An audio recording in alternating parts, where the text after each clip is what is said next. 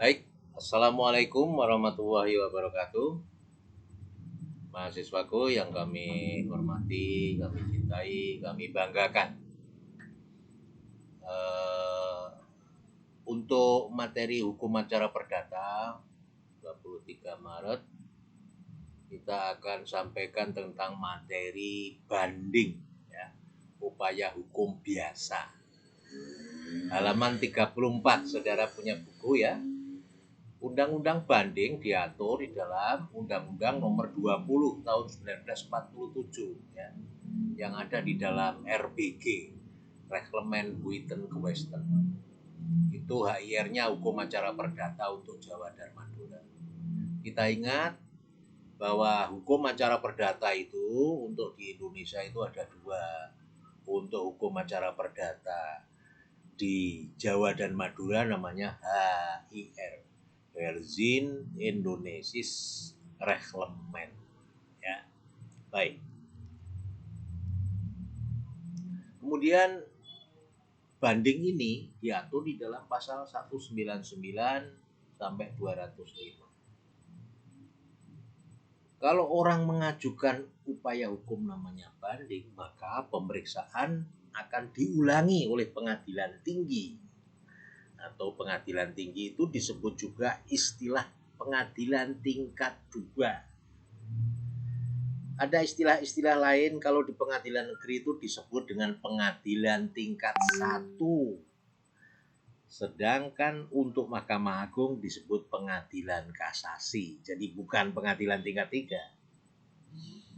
Saudara sekalian, alasan banding itu pihak yang kalah itu tidak menerima atas putusan pengadilan tingkat 1. Akibatnya apa? Perkara menjadi mentah, seolah tidak ada apa-apa, tidak ada putusan. Ya. Oleh karena itu, kalau ada upaya hukum pihak yang kalah mengajukan banding, itu berarti putusan itu belum final. Masih nunggu pengadilan tingkat 2. Tingkat tinggi. Caranya bagaimana Pak mengajukan upaya banding? Bisa lisan setelah diputus selama 14 hari jangka waktunya, atau langsung Pak saya ngajukan banding. Bisa lisan, bisa tertulis. Dan di situ diwajibkan untuk membayar biaya banding bagi pihak yang mengajukan. Tenggang waktunya adalah 14 hari sejak dari pengumuman putusan. Sebab apa? Sebab biasanya orang juga diputus tanpa hadir, ya. Tapi itu bukan perstek, ya, karena tinggal membaca putusan saja. Bagi yang di luar kabupaten atau karisidenan itu 30 hari. Siapa yang mengajukan? Satu, pihak yang bersangkutan sendiri atau kuasa hukumnya atau ahli warisnya. Dalam putusan first take dilarang banding karena upaya hukumnya namanya first se. Ini pengalaman. Nah, nanti kalau turun putusan banding itu, maka putusan itu ada 2 atau ada 3. 2 artinya kalau putusan banding itu tidak dapat diterima karena terlambat. Sudah 14 hari tapi baru mengajukan banding, ya. Pengadilan negeri tidak boleh menolak, ya. Atau mungkin dalam surat kuasanya tidak sah karena tidak menyebutkan secara khusus. Jadi pembuatan surat kuasa itu harus secara khusus. Mengenai apa, surat putusan nomor berapa, di mana, ya. Atau banding itu diterima, artinya putusan itu dikuatkan. Dikuatkan berarti orang yang mengajukan banding kalah. Atau putusan dibatalkan. Lah ini menang ini. Si pengajuan banding dinyatakan menang dan dia mengadili sendiri, memperbaiki putusan pengadilan negeri. Tidak selalu, saudara-saudara, permohonan banding itu dibolehkan.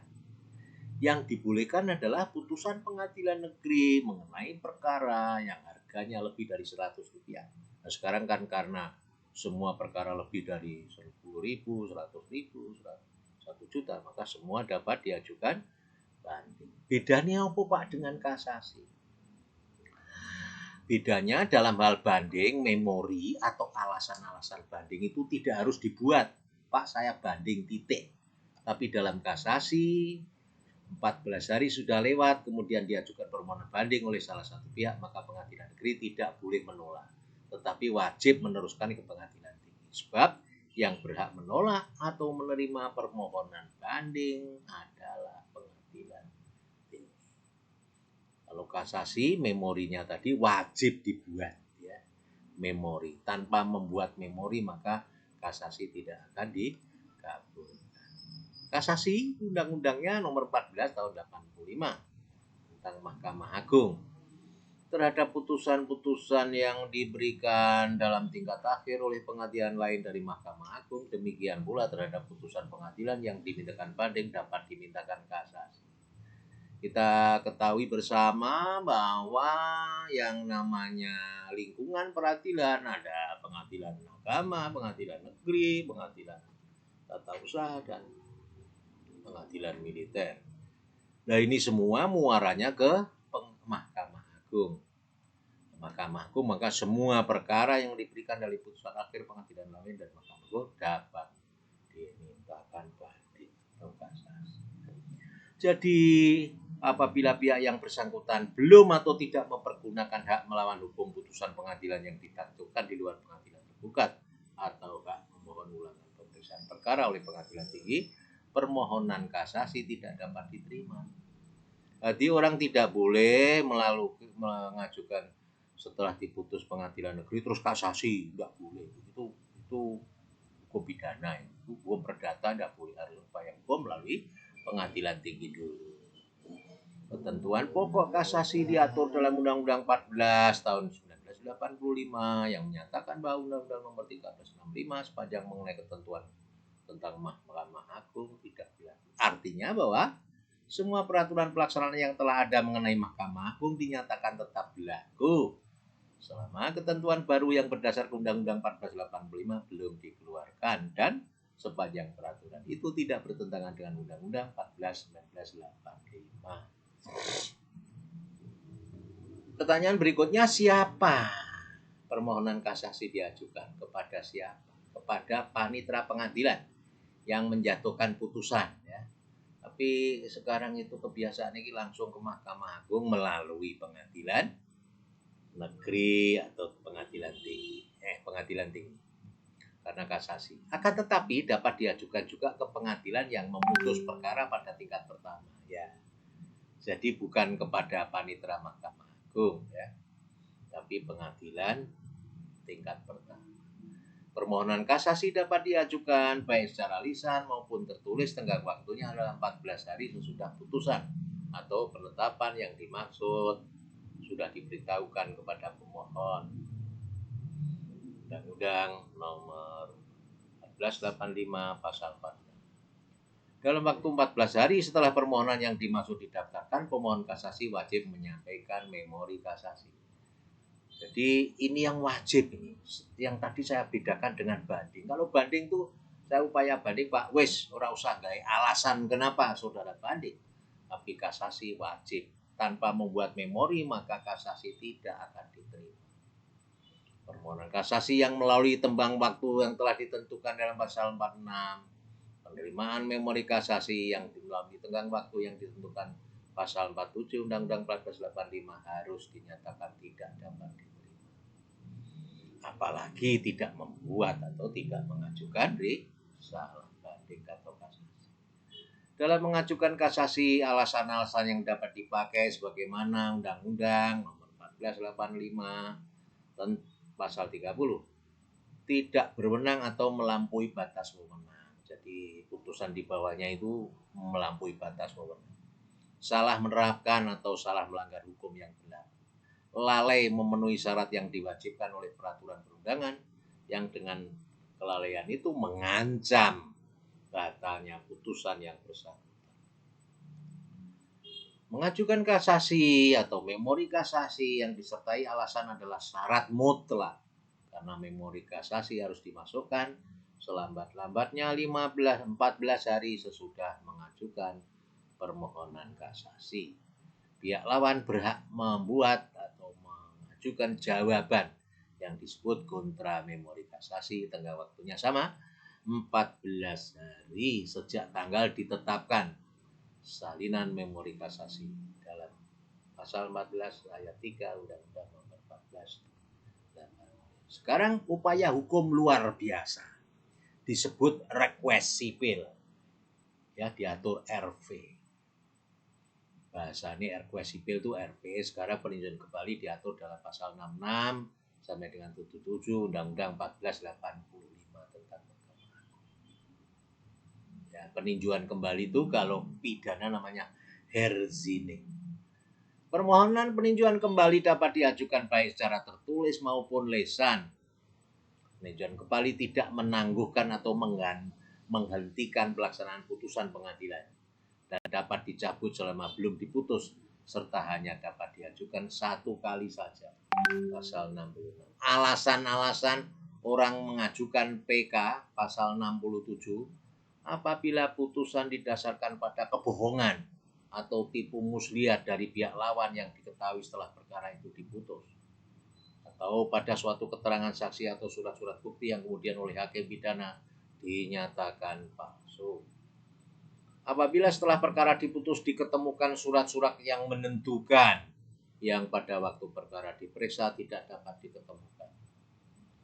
Apabila telah dikabulkan suatu hal yang tidak dituntut atau lebih daripada apa yang dituntut. D. Apabila telah dikabulkan suatu hal yang tidak dituntut atau lebih daripada apa yang dituntut.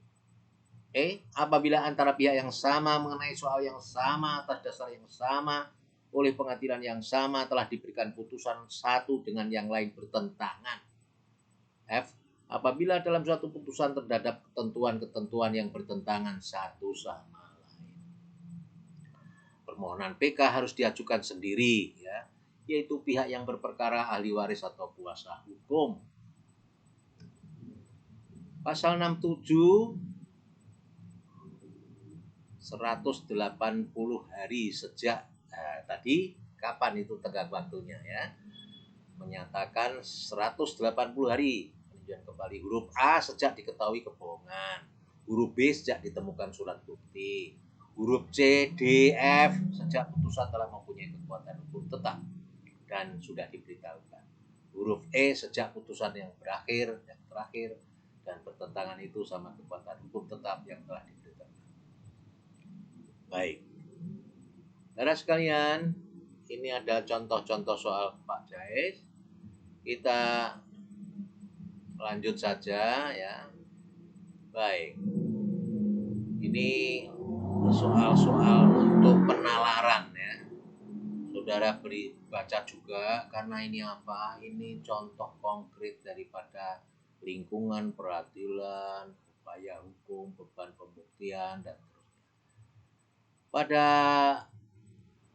ujian tengah semester ini saya akan memberikan soal yaitu surat kuasa dan surat gugatan. Di buku saudara ada soal-soal mengenai apa yang dikenal dengan surat kuasa dan surat gugatan. Baik, saudara buka saja di halaman berapa ini? Soal gugatan, ya. Baik. Belum Mas. Terus.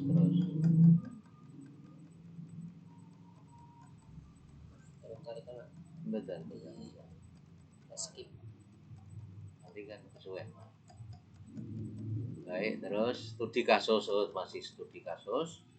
Tadi saudara itu dibaca-baca, ya, tapi bagaimanapun juga saudara harus juga mengetahui dulu hukum acara perdata itu diajari oleh Pak Krisno dan dosen seniornya dari Undip, Dr. Muhammad Jais SHMU.